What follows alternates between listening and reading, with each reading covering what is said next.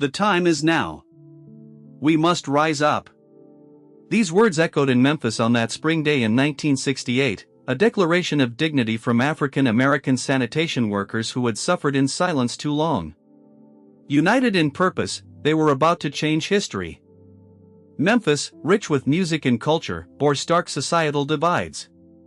By the late 1960s, systemic racism permeated life.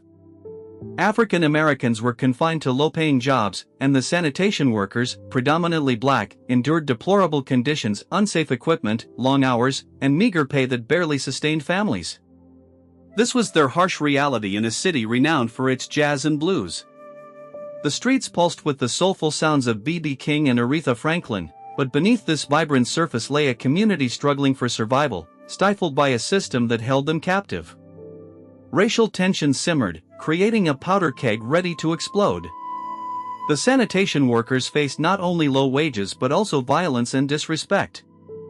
Their struggle was not just about a living wage, it was about humanity. They were tired of being treated as second-class citizens.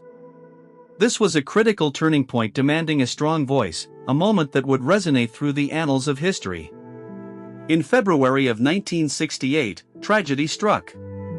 Two sanitation workers, H.L. Cole and Robert Walker, were crushed to death by a malfunctioning garbage truck. Their deaths ignited a frustrated community into action.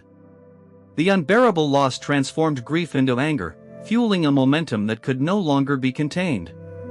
The streets of Memphis reverberated with the cries for justice, as the workers staged a strike demanding better conditions and wages, encapsulated by their powerful slogan, "I am a man." It resonated beyond their plight, calling for equality and respect, a blunt reminder of their humanity in a world that sought to deny it. As workers gathered in the streets, their bravery summoned support from the larger civil rights movement. The strike transformed into an urgent cry for justice and human rights. Local leader Benjamin Hooks, a civil rights attorney, recognized the connection between racial justice and economic opportunity, galvanizing support for the workers. This was more than a paycheck, it was about dismantling oppressive structures that denied them their dignity. With each passing day, the strike grew in strength. Martin Luther King Jr. arrived in Memphis, driven by a moral imperative to support their cause. His presence intensified the stakes. He became a beacon of hope, amplifying their message across the nation. They were no longer alone. King saw in their struggle not merely a labor dispute but a profound moral crisis that reflected the larger inequalities embedded within American society.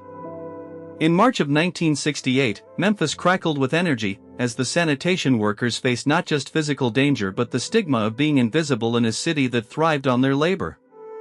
They endured low pay, lack of safety equipment, and a blatant disregard for dignity, a situation that demanded change.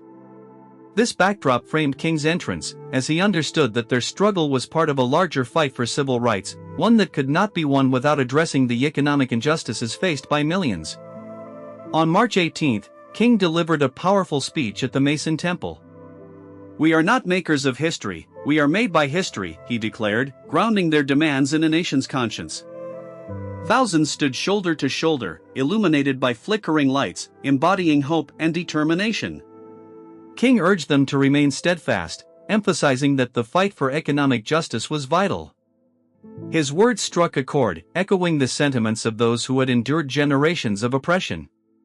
It was as if he breathed life into their struggle, reminding them of their worth and the collective power they held.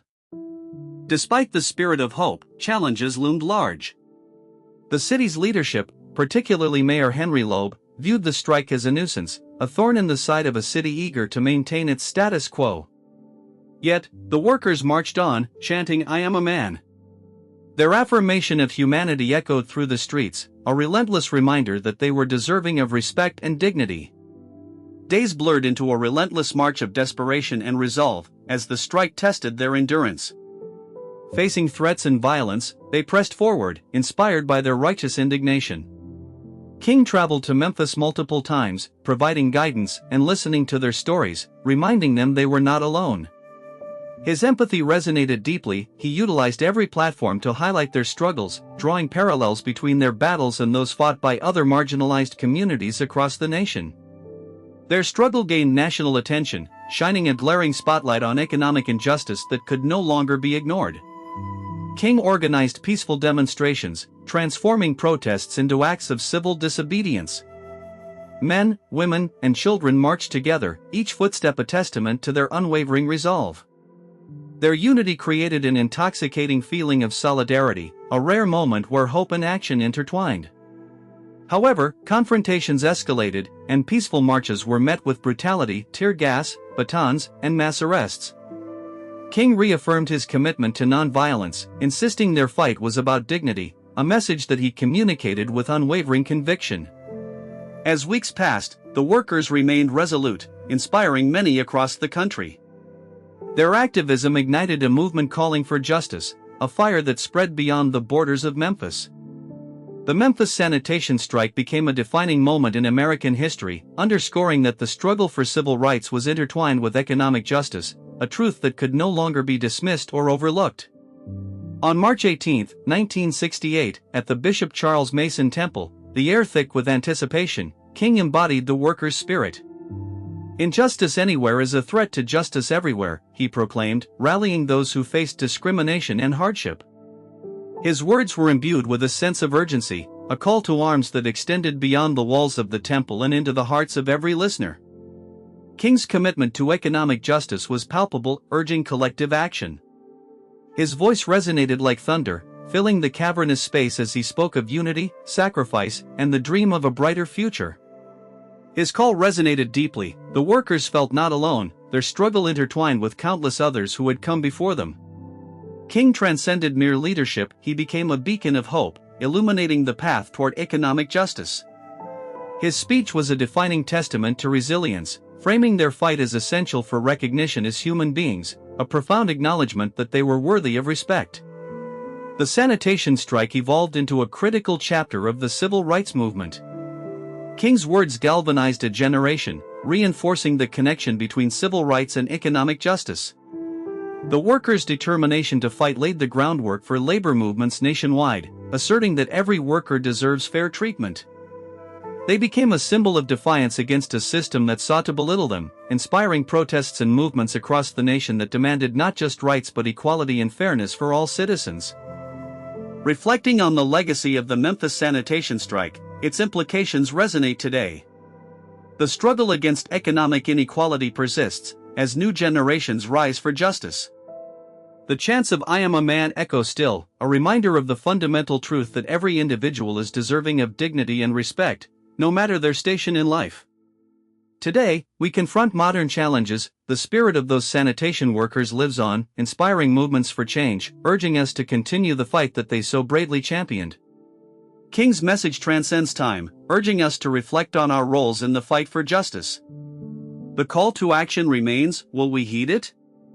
The Memphis sanitation workers, guided by King, illuminated the path toward economic justice.